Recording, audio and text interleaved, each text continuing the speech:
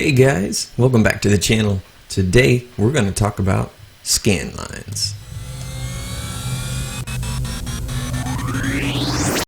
You know what to do. Like and subscribe, guys. Like and subscribe.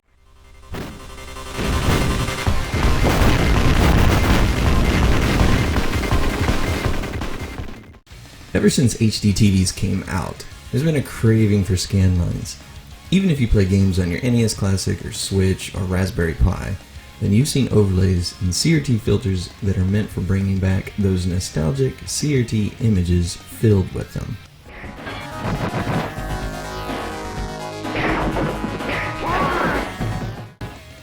As a retro gamer, I needed a way to get my composite signal to my HD TV with no lag.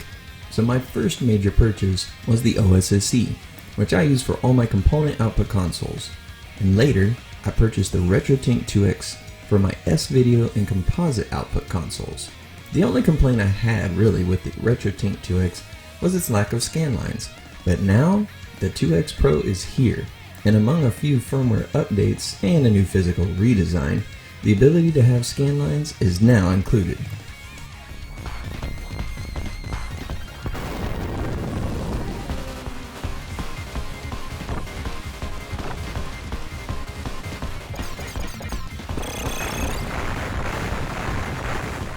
Since many retro gamers like myself are interested primarily in scanlines, in this video I'm only going to focus on that feature for these two devices.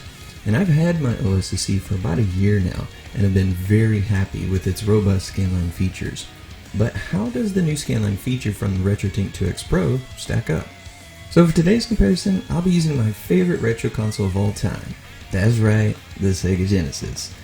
I'm going to keep the OSSC at default settings. So it'll have a generic 4:3 aspect ratio. I'm going to apply 100% horizontal scanline on the RetroTnk2x Pro. I'm going to turn the scanlines on and apply the 2x mode for 480p scaled picture as well. Both the OSSC and the RetroTnk2x Pro will be taking in my HD RetroVision component cables as the input from the Sega Genesis. And just for the record, I do have a high definition graphics Model 1 TMSS system, so let's see how it compares. Both the OSSC and the RetroTnk2x Pro provide a very authentic scanline look. I really like them. And between the two, I can't honestly see much difference on this Sonic title screen. Check it out. I mean, can you? But I'll let you be the judge.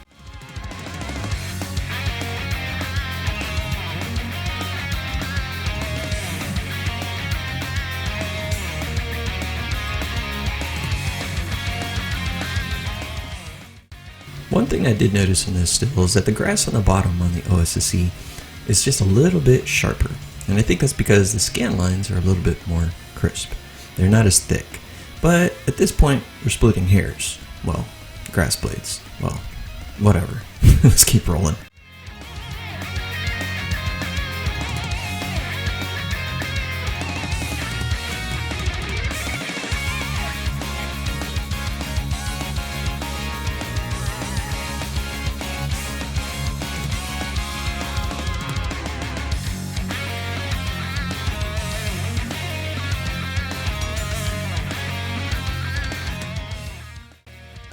So what'd you think?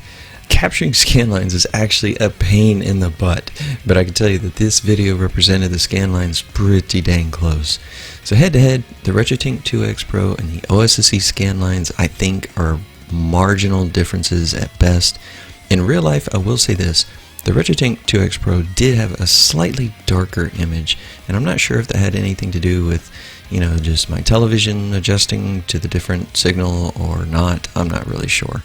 But it was pretty negligible. You can't really tell in person, but I could just because my eyes are sensitive, but who knows.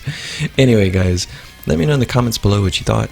If you have an OSSC or if you have a RetroTnk2x Pro, and if you're happy with it, I'd be glad to hear your feedback. Anyway, guys, I will see you in the next video. Thanks for joining, and thanks for watching.